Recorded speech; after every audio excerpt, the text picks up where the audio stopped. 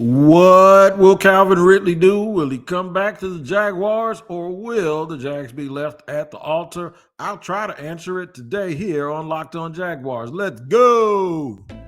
You are Locked On Jaguars, your daily Jacksonville Jaguars podcast, part of the Locked On Podcast Network, your team every day.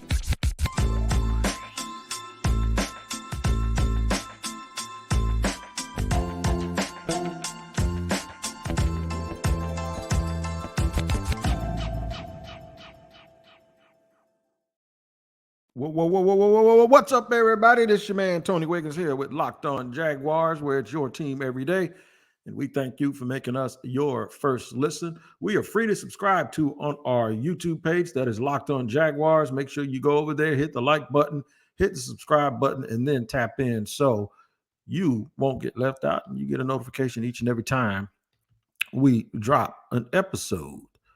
And wherever you get your audio podcast, make sure you listen there too so you won't be left out. Today's episode is brought to you by Game Time. Download the Game Time app, create an account, and use the code Locked On for $20 off your first purchase. Shout out to the everydayers for joining us every day. And you can be an everyday. All you got to do is join us every single day. And just in case you didn't hear me, Nate, I said hello like I said I would. So don't come up to me with the 19-inch arms trying to start no trouble. Got something for you. No, I'm just joking with you, man. But you can be like Nate, man. Thanks for joining us every single day. Look, it is all about the decision, right? And I'm not saying the decision is going to be made today by wide receiver Calvin Ridley, but if the decision in his mind has already been made about 4 o'clock this afternoon, you're going to find out, right? Calvin Ridley, as you all know, let me give you a bit of backdrop, was acquired by the Jacksonville Jaguars at the trade deadline of the 2022 season. He could not play until the 2023 season. He played, had a decent year, a really decent year. The Jaguars just didn't have the year everybody thought, so I think it's kind of being lumped in together with, well, we got Calvin Ridley, we ran it back and added him, but then we took a step back as a franchise. There's a lot of moving parts to why that happened, but Calvin Ridley wasn't the one at fault. And Calvin Ridley hit the free agency market because the Jaguars had a stipulation that if they re-signed Calvin Ridley to an extension or signed him to a free agency contract before the 2024 league year started, that they would have to lose the compensation they'd already lost, plus the third-round pick that's already there would then escalate to a second-round pick. That didn't happen. So far, it hasn't happened anyway. We got about 2 hours left. It'd be crazy if Calvin Ridley agrees to an extension right now, and the Jaguars have to give up a 2 instead of a 3. But that being said, it led to a lot of speculation from a lot of people that are national or just that aren't in the Jacksonville market that thought this was all weird. And I even had Twitter beefs and told people it wasn't. And I was just giving them the facts. Look, this is the fact of the deal. This ain't about nobody being slimy. This ain't about none of that. It's not about being unethical. It's about what was written on the paper that everybody agreed with. And that is that Calvin Ridley hit free agency and did not have an extension by the Jacksonville Jaguars. It did not mean he couldn't come back, because if you do it that way, then that means that even if Calvin Ridley wanted to come back and the Jaguars said no, the Falcons were still going to get a third-round pick. And what if he says, well, that's where I want to be? I looked around and this is where I want to be. And you mean to tell me I can't come back without them giving up a 2? So that's the way it is. If this is where he wants to be, this is where he's going to be. So when this early, I wouldn't call it tampering period, early negotiation period started, I said, the less you heard about him, the better. Because if he was going to go out here and get a big deal from somebody else, then so be it, right? He was going to get a big deal from somebody else. He was going to get a big deal by somebody else. He was going to be gone. That didn't happen. I'm not saying that no one offered him. But what I am telling you is that the closer we get to 4 o'clock, the more it looks like he's likely to come back to Jacksonville. Could he be trying to push the price up? Could he be saying, all right, so now after 4 o'clock comes, what we're going to do when 4 o'clock hits, now we're going to start negotiating, because now I can come back and it's not going to cost Jacksonville as much. So now the negotiation is pretty fair and pretty up. I don't know. All I can tell you is this. Everything I've heard, he wanted to come back.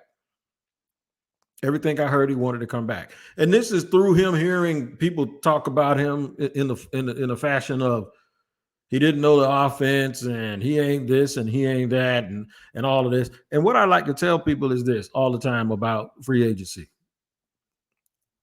It's not what you think. Where they put these dollars at and what they allow guys to put pen to paper to tells you all you need to know about what you think. And it's the reality of what you think, of what somebody's market is, or how much they're going to get, or who likes them and who doesn't. Now, I think we've learned a lot of that in free agency now. This whole running backs is dead. Well, running backs got paid. Okay. This whole, there's not going to be a market for this guy. There's not going to be a market for that guy. And then that guy goes out and gets big money. It's never, ever, ever what you think it is. So it is, I call it Calvin Ridley decision day. Does Calvin choose you, Jacksonville, or does he go somewhere else? I think he comes home. I think he comes back to Jacksonville.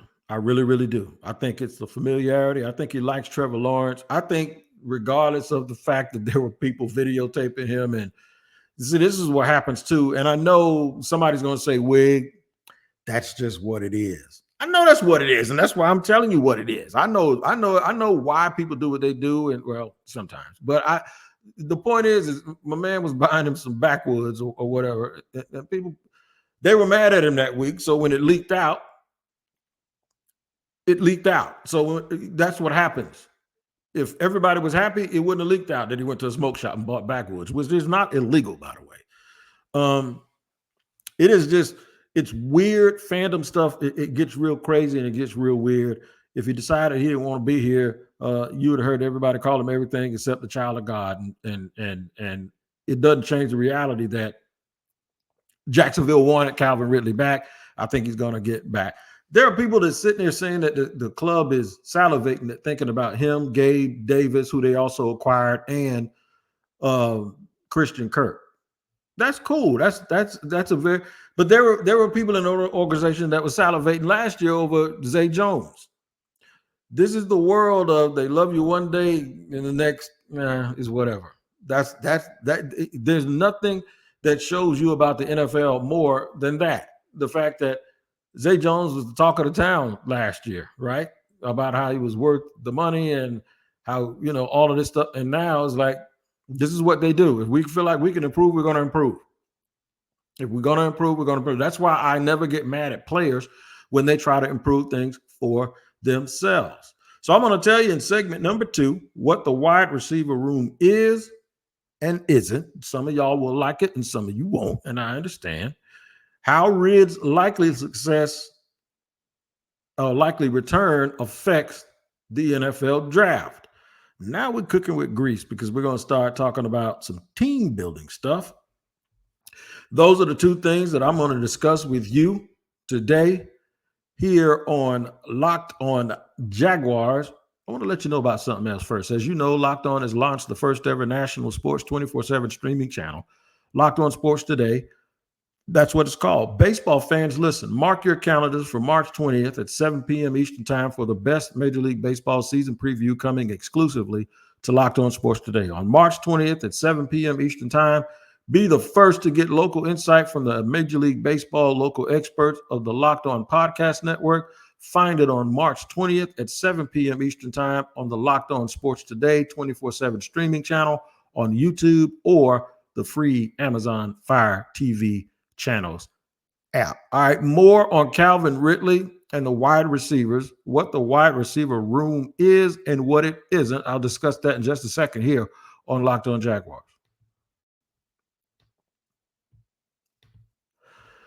Today's show is brought to you and sponsored by BetterHelp. BetterHelp is just that, help, H-E-L-P.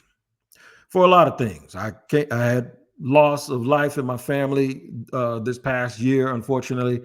I dealt with a lot of pain management issues, which caused me surgery. Dealing with all of that at one time and trying to keep yourself afloat can be very, very difficult. And now, with the time that I do have with my loved ones, I get stressed out and I don't know what it is and where I'm supposed to be sometimes. A lot of us spend our lives wishing we actually had more time. The question is, time for what? If time was unlimited, how would you use it? If you're thinking of starting therapy, give BetterHelp a try. It's entirely online, designed to be convenient, flexible, and suited to your schedule. Learn to make time for what makes you happy with BetterHelp. Visit betterhelp.com/lockedon today to get 10% off your first month. That's BetterHelp, HELP.com/lockedon.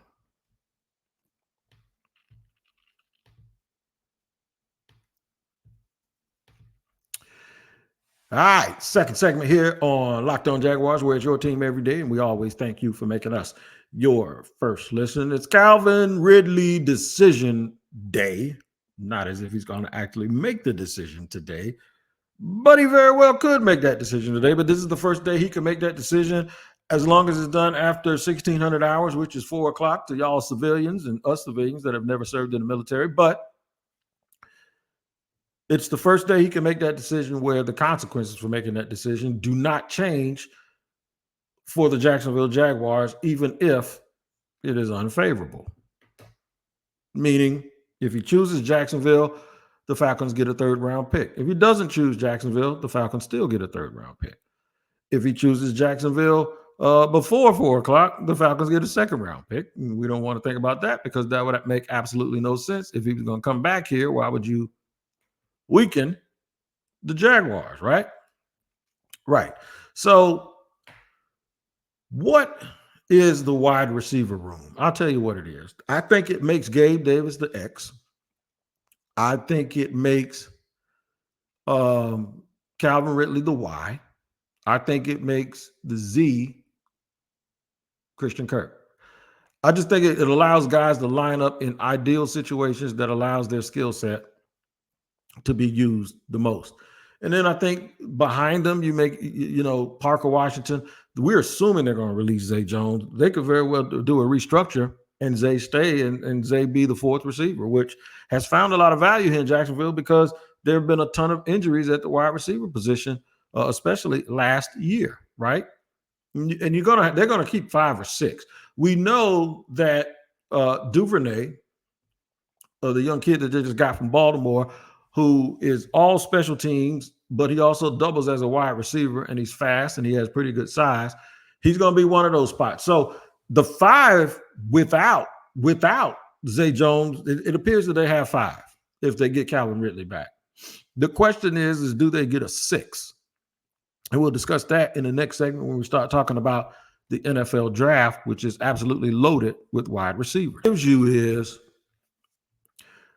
It gives you those receivers plus Evan Ingram, who's basically a pseudo wide receiver. He's a wide receiver / tight end or tight end / wide receiver with the way that he plays. It still doesn't give you the big guy from the tight end position that is a seam killer. It does give you 3 starters, if those are the 3 starters that we're talking about, in Davis, Ingram. Well, Ingram at tight end, but Davis, Kirk, and Ridley. It gives you 3 dudes that know how to separate. It gives you 3 dudes that have the speed to beat one-on-one coverage that makes throws easier for Trevor. It also gives you 3 dudes that can work the entire route tree. And one thing I do like about Gabe is a lot of the things that I saw him were in the hash marks. It was in the middle of the field. And if there's any complaint that I've had about Evan Ingram, it was that Evan Ingram lived outside of the hashes a little bit too much for me. Because of how he is. There was this one instance where Trevor threw a ball that got picked off, and I was in the press box with a former NFL coach, and we looked at each other, and everybody was talking amongst each other and chatting and blaming Trevor. I said, hey, did Ingram Olay that route? And he said he did, and that's what caused it. So what I mean by Olay is if there's a guy in front of you, you can fight through him or you can go around it. Depending on which way you go, it can be detrimental. On this particular route, he was lined up to the left of the formation was Ingram. And Ingram was going to go up about 10 yards, and he was going to head to the flat, to the sideline. Well, on this particular case, he was tight. There was someone outside of Evan. On this particular case, instead of beating the guy at the line of scrimmage and getting through the contact or going inside on his release, he took the easy route. The guy played inside technique so he wouldn't be able to do that. Because if you take inside technique and you force the inside guy to turn his hips towards the middle of the field, it creates a little bit of a window and a little bit of a gap for the guy on the outside who's going to be over there. Well, that's not what happened. The guy, he went the way the guy wanted him to go. The guy let him go that way. And all of a sudden now, if you're on YouTube and you see my hands, the area between Evan and the outside receiver got really, really tight. So when the throw was made, there were 4 people in the area instead of it being 2 people in the area. So there would be a one-on-one matchup on the outside. So where Ingram didn't get blamed for it, we saw that it was his fault because he took the easy right out. I've always said I like seeing guys. I like guys that can go through that contact. They get bumped by that little linebacker or whoever, and they just keep moving. Don't take the easy way out and don't round your routes out. Well, Gabe Davis, if you look back at Gabe Davis's tape, he makes a living inside of those hash marks running right down the center of the field. So it gives them a middle of the field element that I really, really like from a guy who's 6'3", as opposed to prior to this, their best middle of the field receiver has been Christian Kirk, who's 5'10". So with that being said, I think it creates a ton of matchup issues where if the defense has any problem matching up with somebody or they have somebody they're trying to hide, I think we have enough guys that can force you to make that dude come out and play, if you will. So I think it gives them a lot more versatility. It gives Trevor bigger targets so that throws don't have to be exact. And I think that's a huge, huge deal. Where do they rank? If I rank it, if I look at Duvernay and Parker as your depth with the 3 guys minus Zay that I was talking about being the starter, I don't know where it ranks. But you know, it could be for what the Jaguars want to do, it could be very, very good for them. Very, very good for them. It almost reminded me a little bit of the Philly squad where they had Alshon Jeffrey and they had Nelson Aguilar, and they had all of these different pieces that did different things, and you knew exactly who they were and where they were going to be and what they had. So as we know, this team will come and go based on the offensive line play and how they can keep Trevor Lawrence upright. But right now, on paper, looks like a real solid unit. Looks like a very solid unit. I know most people in the league want an alpha dog number 1. They want Devontae Adams. They want Tyreek Hill. They want CeeDee Lamb. The issue is that we all want that kind of stuff. But the thing is you don't manufacture that. And to me, you don't go out and pay it to bring it in from somebody else's team. That's a guy you draft. So we're going to talk in segment number 3 about how, if Ridley comes back based on what they've already done and added in free agency, how does that affect the draft for the Jaguars? Whether they'll look for a receiver or is there some silver lining? To them not being in the market for needing a receiver? I will tell you one thing. When you talk about what the room isn't, the only thing I can tell you, depending on who they keep, whether they keep Zay and work a contract extension out with Zay and keep 6, whether they look into the draft for a younger guy to tell the younger guy come in and beat out Parker Washington and we'll be looking for you in the future. This doesn't give you a lot of longevity. I think Christian Kirk has 2 years left on his deal. Okay. I believe if they let Zay Jones go, Calvin Ridley, depending on the length of his deal, Gabe Davis's deal is 3 years. Some people say it's a glorified 2-year deal. So you don't have like this big future where you're looking down the line. And the NFL is going more towards, anyway, I believe, of building this thing in 2 or 3 year increments, which I'm not really used to. But that's what it doesn't give them. It also doesn't give them a whole bunch of flexibility. I mean, if they lose Gabe Davis right now, they won't have another guy like that on the roster. And that could be a little bit bothersome. So you always, when you lose a player, you always go down in talent. It's one thing to go down in talent. It's another thing to go down in talent and not be able to do some of the things that you do because the dude is just totally not like a player at all. So I'm going to talk about the draft in segment number 3. We'll do that in just a second here on Locked On Jaguars.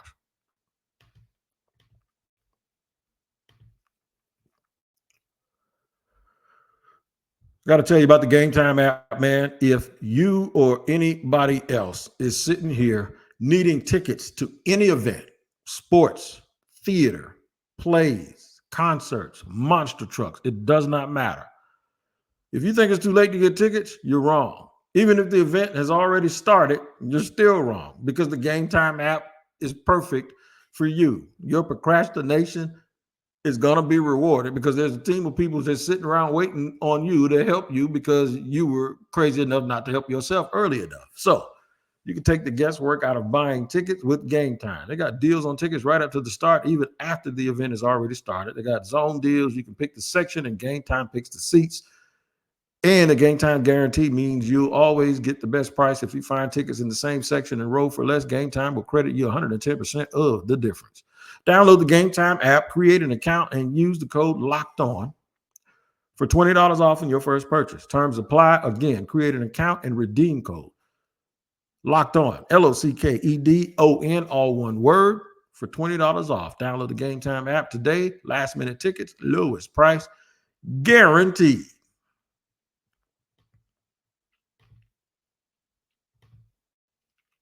All right, third and final segment here on Locked On Jaguars on Calvin Ridley decision day, right? We talked about the decision, what led up to it, and what the ramifications are. We discussed what the wide receiver room is and briefly went over what it is not. And by the way, what it is not, that's okay. A lot of wide receiver rooms are like that. Nobody plans on injuries. Everyone plans and builds their team based on the success that they anticipate, not the injuries that success is not necessarily attached to. How will Ridley's return, if it is a return to the Jaguars, affect the draft? Well, it affects the draft like this. I bet my whole monthly salary that they don't use a first round pick on a wide receiver or a second round pick on a wide receiver. I have been banging the table saying that whenever there's a heavy presence of a position group in the draft and it lines up with your need, then you don't need to spend money on free agents. You need to be able to evaluate and get one or two of those guys because you got to get to getting while the getting is good, right? Somebody called you and say, hey, man, there's oranges. You better hurry up. They'll be gone tomorrow. And you know you need oranges. You go get them, bring them home, and you set them in your house until you need them, right? You go get what you need while it's cheaper, and that's what draft picks represent. Younger, because now you have them for a long, extended period of time with more leverage because you can franchise tag guys, extend guys, give them money early. This is how you end up with a Larry Fitzgerald on your team for like 75 years, right? Shout out to Larry Fitzgerald, by the way. It's changing. The dynamics are changing, especially if you're not very good at picking wide receivers, which Trent Baalke traditionally has not been. And maybe he realizes there's a weakness or that's his Achilles heel. So what he does is he just goes out and he inks guys that are already proven players. I don't have a problem with buying proven players. I think they need to do more of it sometimes on the interior of these lines. I just like buying proven players at positions where, because of the positional value league-wide, it is not as high as everywhere else. Safety, in some cases, linebacker, depth defensive tackles, swing guys on the offensive line. Those positions aren't traditionally very, very expensive. But I'm going to play devil's advocate even on myself and tell you this. Just like I said, the draft benefits the Jaguars because they don't need a quarterback, meaning they're picking 17th. But if four guys that are quarterbacks or tight ends, which they ain't going to take one in the first round, or now wide receiver, you just added another position where you're not going to take a guy. So let's just say there are 3 wideouts projected to go before 17. There are 4 quarterbacks projected to go before 17. 1 tight end projected to go before 17. That's 8 people.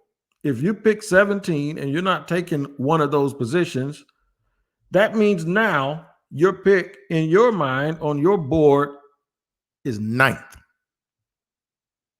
So while everybody's going for these wide receivers, because there are plenty of them, I expect 12 of them to go somewhere between the first round and the middle of the third round. So the middle of the third round, the Jaguars don't have a third round pick. What they do is compensatory pick. As long as Calvin Ridley waits about another 90 minutes before he signs with the Jaguars, if that's what we believe he's going to do. The bottom line is 64 picks in the first two rounds. By the middle, we're going to add another 16 picks to it because we're saying it's the middle of the third round. So that's 80 picks.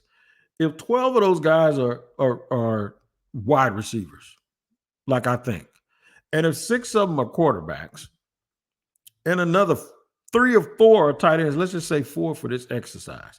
So that's 22, right? A third round pick that is normally 80th would be 58th. So while everybody else is reaching for these people and going and getting these guys, it's leaving more of the guys that you actually need on the board. That's the positive side of this. And I think what Trent Baalke did was he decided to balance it out. He says, look, I'm going to bring our own guards back because the guard market is too high. So I'm going to go bargain shopping and try to get production out of those guys. I'm going to continue to develop the guys behind them. Maybe I'll go in the draft and get somebody. While everybody else is grabbing quarterbacks that I ain't going to get because I got my backup at Mac Jones. While everybody's grabbing for wide receivers, I ain't going to get because I got my top 5 guys, and that already includes my special teams guy. While everybody's reaching on all of those positions, I'm going to streamline my efforts and focus in on 2 or 3 spots, and I'm going to load up on those 2 or 3 spots. It could very well be one of those situations where he ends up being smarter than everybody else, including me. Now, you're running a risk because you're passing up guys that you know are good players, but you've gone out and gotten guys that you believe at wide receiver that are really good players already. Now you just have to hit on the other picks, and let's just say he does it. Cornerback, interior defensive line, backup edge. They have their 3 running backs, 1, 2, and 3. I don't think they're going to go there. What if Baalke starts to trade away some of his picks and he streamlines everything? So you can trade back and up at the same time. So let's just say you're 17, where you are, right? So if you're 17th, you can take 17 and then 2 6 or 6 and a 7th and say, you know what? Here's what I want to do, Arizona. I want to come back to 27. Giving me 27,